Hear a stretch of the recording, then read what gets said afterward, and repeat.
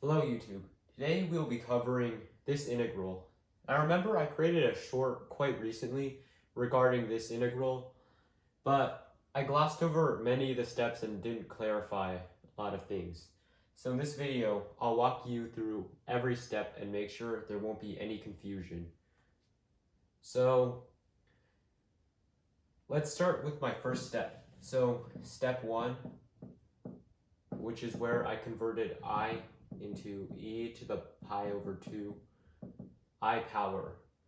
And the reason why this works is because if you draw,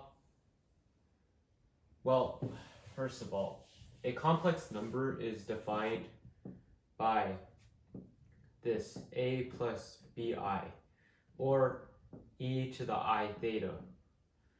And this theta here, known as the argument, is equal to inverse tangent of b over a.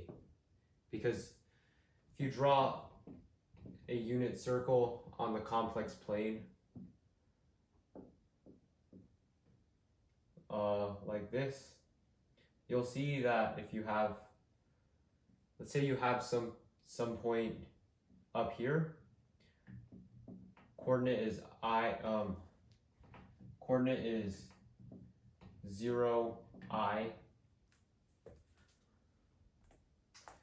then the angle from this line to the x-axis here is 90 degrees, or pi over 2. You can do inverse tangent. Well, inverse tangent doesn't work. You can just look at the graph.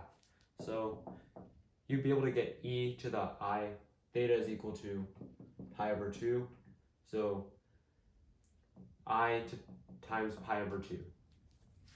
So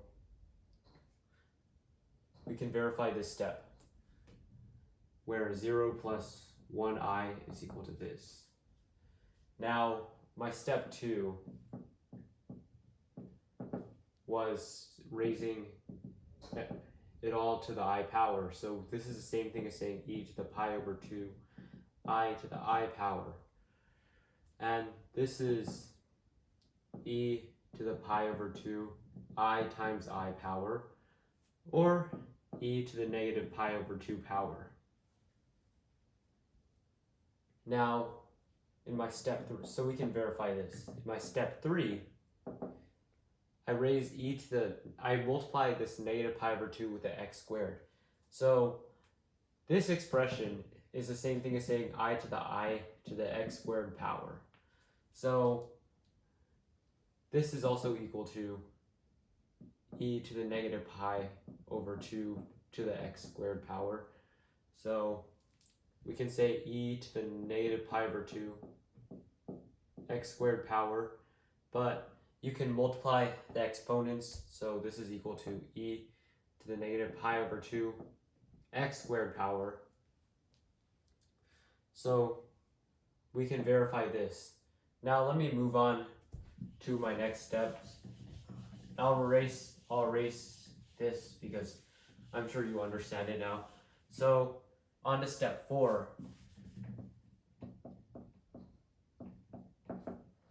So my step 4 was doing a use of, because now we can have this integral, same integral, negative infinity, but this time it's e to the negative, let me erase this, e to the negative pi over 2 x squared dx. Okay, so I can erase all of this now. If you want to go back to it, just go back in the video. There's not enough room on this whiteboard. So we have, okay, let me just get this. Step 4,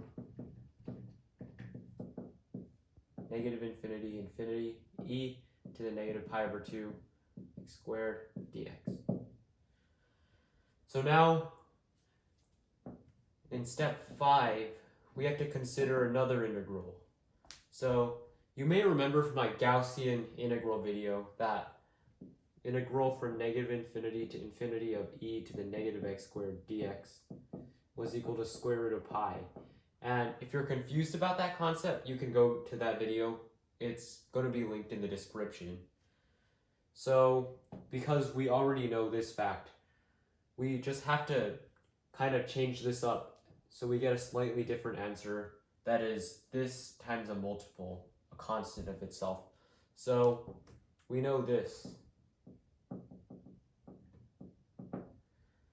So we can do a u substitution. So in step 6, we take a look at this, and what we're trying to do is get a u. We're trying to get, what we want is e to the negative u squared integral. So how do we go from negative pi over 2x squared to u squared? Or sorry, pi over 2 x squared equals u squared. Well, we have this exact transformation. So we can set u equal to the square root of pi over 2 times x, which would cause du to equal square root of pi over 2 dx. So dx is du times square root of 2 over pi. That's just simple algebra. Okay, so now when we do this, we can say that we have integral negative infinity, and our bounds don't change, because if we plug negative infinity into this x, we get negative infinity, and if we plug positive infinity into this x, we get positive infinity out of u. So nothing changes.